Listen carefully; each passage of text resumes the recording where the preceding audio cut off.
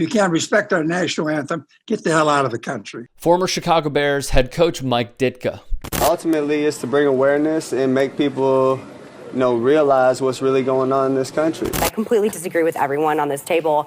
I would never be okay with someone not saluting the flag. There are a lot of things that are going on that are unjust, people aren't being held accountable for. Call the Groin for a new investigation into the death of Elijah McClain, a 23-year-old. Louisville police shot and killed 26-year-old Breonna Taylor in her apartment. I'm only going to say what I feel.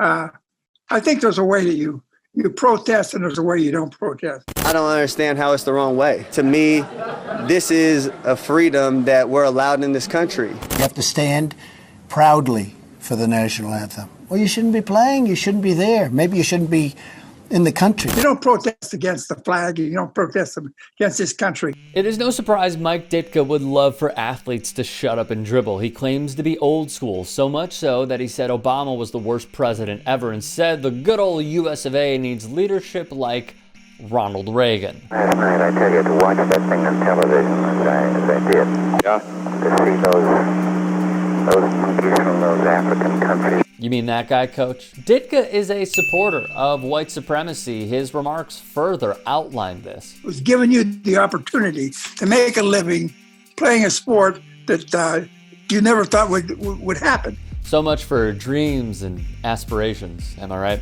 Howard Bryant, speaking on Colin Kaepernick's sham workout last year, put it best. Are you going to allow him to be the character, the person that he is? If you're not, then what you're really saying is that what you demand is black obedience. And that's the bottom line. It also speaks to Ditka's opinion of being ungrateful. America's racial framework was being exposed through sports. The players were expected to perform, and just as the black Americans toiling without million-dollar contracts were expected to work, they weren't supposed to challenge or dispute the world in which they lived either. Ditka never valued the life of an athlete, just the body. He mentions Reagan, right? Bryant wrote, "Dissent was never popular, but during the Reagan 1980s, Americans grew hostile to union and identified more closely with management." Ditka practiced this methodology.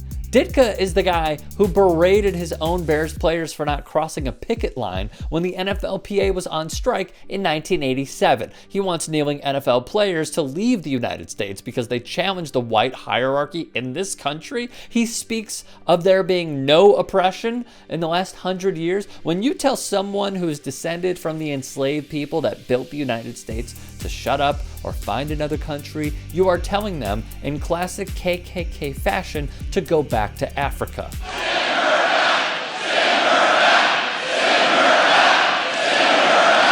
You have to be colorblind in this country. You have to look at a person for what he is and what he stands for and how he produces, not by the color of his skin, Ditka said. Colorblind statements insist that people do not see race, or if they see it, it has no meaning to them, wrote lecturer, author, and PhD Robin J. DiAngelo. In short, when Mike Ditka speaks, here's likely what you hear.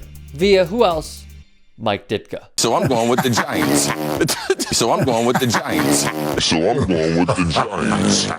If you'd like to hear more thought-provoking content like TYT Sports on Facebook and to help in my journey to keep media independent, go to tyt.com/Rick.